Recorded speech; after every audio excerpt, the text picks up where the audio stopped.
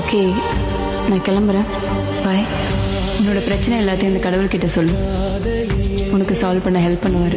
என்னாச்சு? ஏதாவது நடந்துருமோன்னு பயமா இருக்கு. எனக்கு இப்போ என்ன பண்ணுறதே தெரியல. எனக்கு ஒரு மாதிரி கில்ட்டியாகவே இருக்கு. உடனே எல்லாம் நடக்காது, கொஞ்சம் டைம் எடுக்கும்.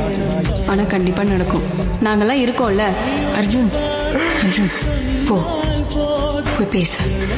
நீ அவர்கிட்ட போய் பேசு, அவர் புரிஞ்சுப்பாரு. அவன் அவ்வளோ சாஃப்டாக இருக்கிறது அவங்க அம்மா கிட்ட மட்டும்தான்.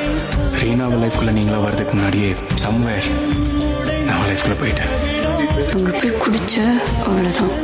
when I say it, I really mean it.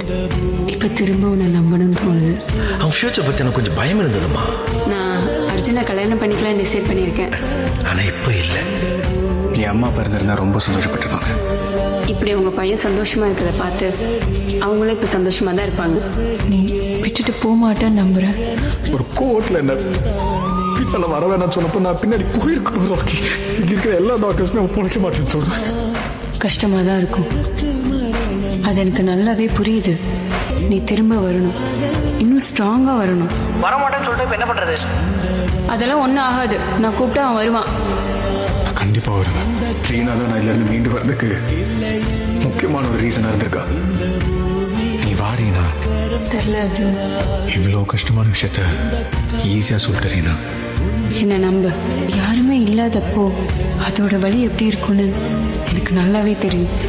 உனக்கு அந்த வலியை நான் இருக்கிற வரைக்கும் தரமாட்டேன். வெயிட் பண்ணுறேன். ஆனால் எனக்கு ஸ்ட்ராங்காக நம்பிக்கை இருக்கு. அவள் திரும்ப வந்துடுவான்னு. சரியாயிடும். அழாத. Time heals every thing. எல்லாம் சரியாயிடும்.